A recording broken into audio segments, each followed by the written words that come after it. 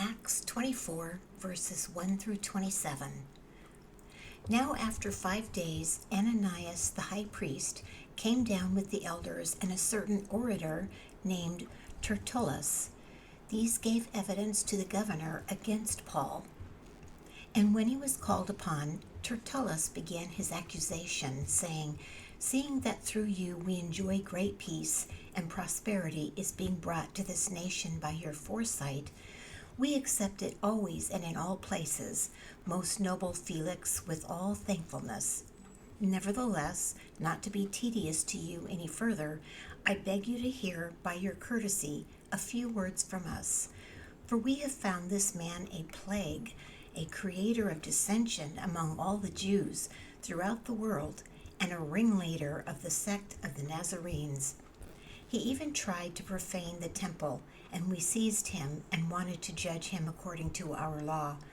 But the commander Lysias came by and with great violence took him out of our hands, commanding his accusers to come to you. By examining him yourself you may ascertain all these things of which we accuse him." And the Jews also assented, maintaining that these things were so.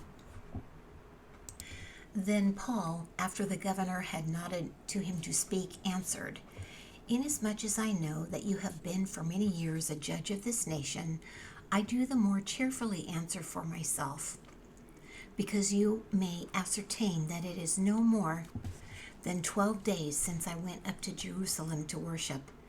And they neither found me in the temple disrupting with anyone, nor inciting the crowd, either in the synagogues or in the city. Nor can they prove the things of which they now accuse me. But this I confess to you, that according to the way which they call a sect, I worship the God of my fathers, believing all things which are written in the law and in the prophets. I have hope in God, which they themselves also accept, that there will be a resurrection of the dead, both of the just and the unjust. This being so, I myself always strive to have a conscience without offense toward God and men. Now after many years I came to bring alms and offerings to my nation, in the midst of which some Jews from Asia found me purified in the temple, neither with a mob nor with tumult. They ought to have been here before you to object if they had anything against me.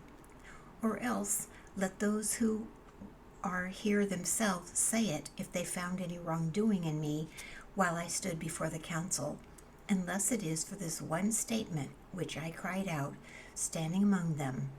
Concerning the resurrection of the dead, I am being judged by you this day." But when Felix heard these things, having more accurate knowledge of the way, he adjourned the proceedings and said, "When Lysias the commander comes down, I will make a decision on your case." So he commanded the centurion to keep Paul and to let him have liberty, and told him not to forbid any of his friends to provide for or visit him. And after some days, when Felix came with his wife Drusilla, who was Jewish, he sent for Paul and heard him concerning the faith in Christ. Now as he reasoned about righteousness, self-control, and the judgment to come, Felix was afraid and answered, "Go away for now. When I have a convenient time, I will call for you."